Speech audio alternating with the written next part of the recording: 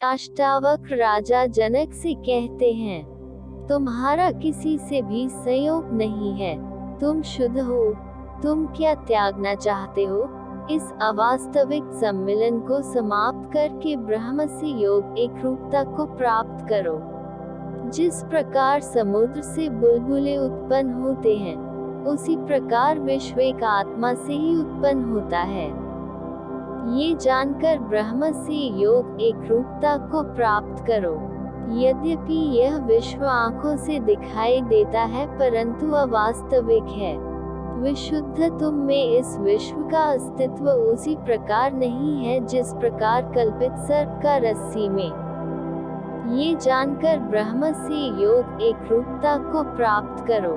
स्वयं को सुख और दुख में समान, पूर्ण आशा और निराशा में समान, जीवन और मृत्यु में समान सत्य जानकर ब्रह्म से योग एक रूपता को प्राप्त करो। आकाश के समान मैं अनंत हूँ और यह जगत घड़े के समान महत्वहीन है, ये ज्ञान है।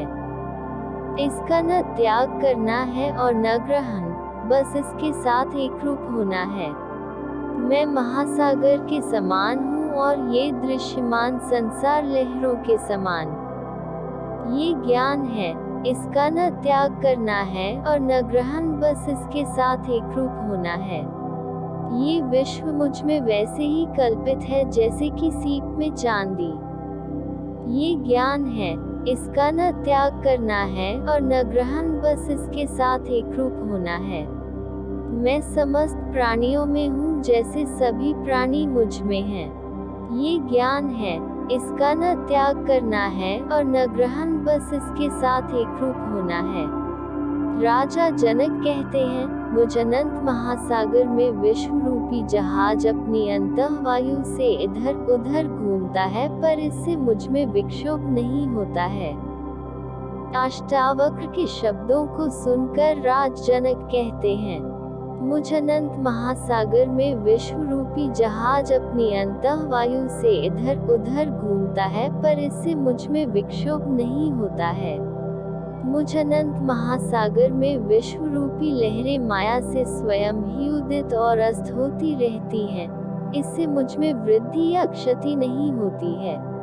मुझ अनंत महासागर में विश्व एक वास्तविकता स्वप्न है।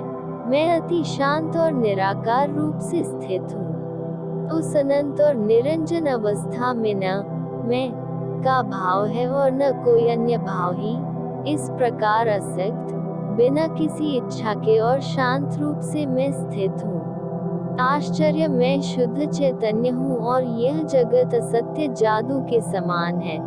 इस प्रकार मुझ में कहाँ और कैसे अच्छे उपयोगी और बुरे अनुपयोगी की कल्पना।